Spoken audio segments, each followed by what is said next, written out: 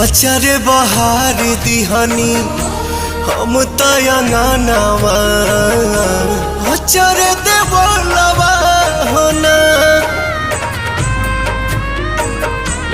आई है भवानी माई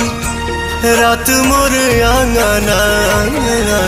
इहे बस पनवा होना ताही बीचे बैठी है मयरिया हो नजरिया ठहरे ना झुरु झुरु झुरु रे झुरु झुरु झुरु निमिया मोरे आंगनवा झरे ना झुरु रे झुरु